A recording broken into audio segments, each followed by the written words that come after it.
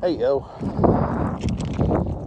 I'm back for another walk in a video, and it's actually, it's about 40 degrees here. It's been windy all day, but I'm just gonna kind of follow up on my previous comments about could Noah of Noah's Ark beat the Avengers if he had to. So he roughly built a 450-foot boat, almost half the size of the Titanic, which is about 800 feet long, and it was 45 feet wide and 75 feet. And this dog's got something going on here. 75 feet tall, where the Titanic was 62 feet wide. And oh, golly, you'll mess me up. But you know, it was about a little more than half the dimensions of the Titanic. And I think here, I'll look it up. So when Noah started building the ark, he was about 530 to 550 years of age. And then he entered the ark at age 600 and then died at around 900, right? I think is what the story says. I'll post a pic of or a graphic of some sort to validate this. So a 540-year-old man who was well beyond 5 to 9 times the year of death for most men was building an ark by himself for a while. I mean, I think it was like 100 years, and then his kids helped him pick up with that. And I don't know what the deal is with this, but maybe they just aged a lot slower. But the guy had to be resourceful if he was a feeble 50-year-old man, or he aged a lot slower, right? So but anyhow, so if that's not indicative of someone who was strong enough to be on Team Avenger, then I don't know what. Now, and there are several other examples of the humans being remarkable strength was well beyond probably our athletes. Okay, you have like obelisk being cut out of stone. Some of the pyramids were cut. Those blocks were just phenomenally, they were quarried to move great distances, and there is no way that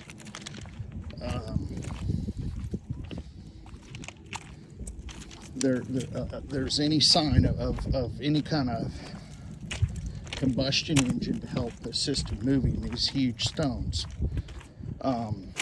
So it's either some sort of manpower, or possibly some sort of magnetic field. So actually, the whole thing about the strength was a worldwide phenomenon. There were like megalithic structures dang near on every continent.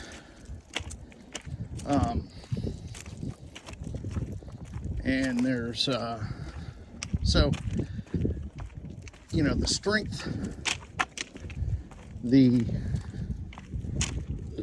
comprehension. I mean, we already have like gorillas that are like phenomenally strong. We have several animals that are phenomenally strong that are man size, but it's just not men. Men are not that strong, and it's probably, a lot of it has to do with us being, more sedentary than our animal counterparts, right? Like even like a 100-pound chimp is stronger than like an NFL football player. So,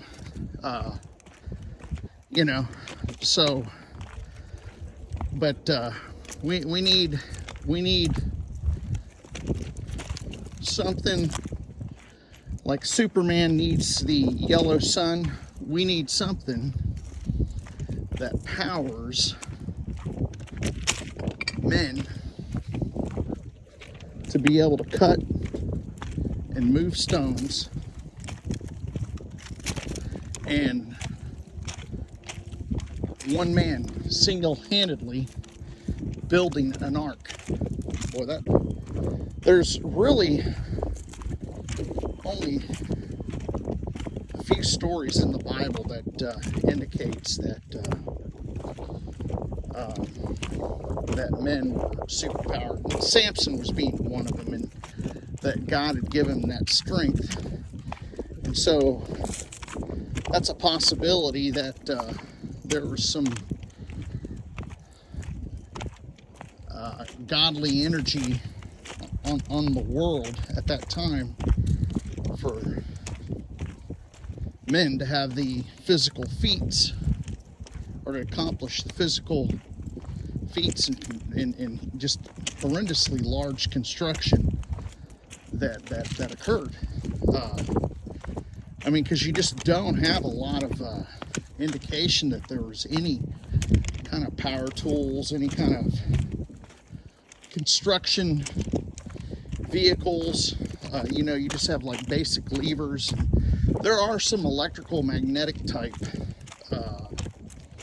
deals that could have moved some decent sized stones, and they worked off magnetism and wires and stuff, but nothing like hugely megalithic that I can think of. And I'll try to post some examples in this video. I mean, remember, we have a biblical story claiming that there was a man, several men that lived like 900 years. I think Enoch was like 900 years old too. And then when we get closer to the New Testament, we have, I think it's just Shem. I think it's Shem. He was 400 years old, I think, 450. And it doesn't matter if it's a Julian calendar, or I think Roman calendar, I can't remember. It doesn't even matter. Harley, what's going on? What do you see out there? Come on.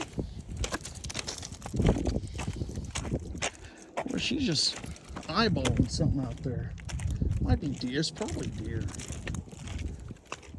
But she's, they go out there and eat on that stuff out there. So, anyhow,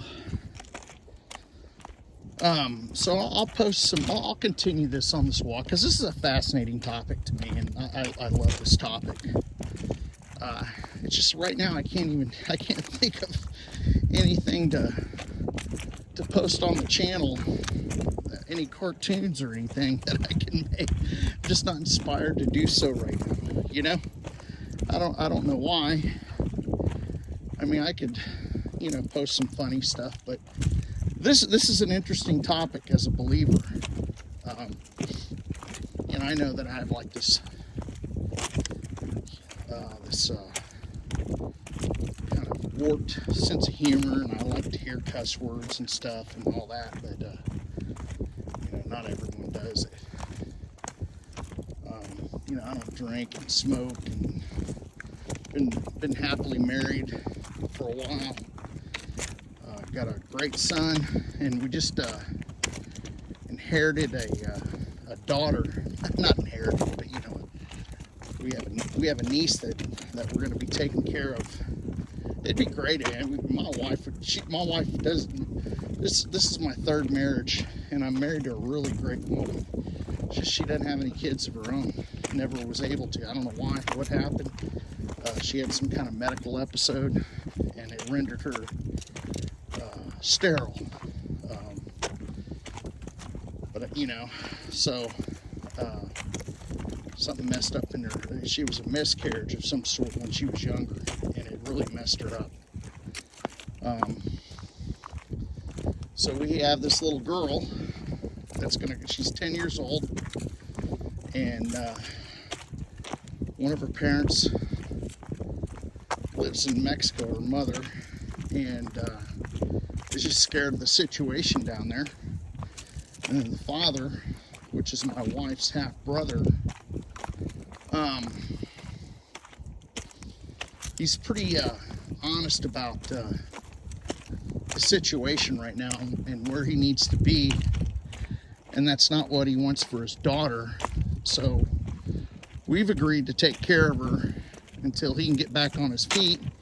We just ask that if and when he gets back on his feet, that he move in here to San Antonio if he can, which there's a lot of jobs in the area, and keep her in the same school district with the same friends and all that. Because she's had a lot happen here lately, and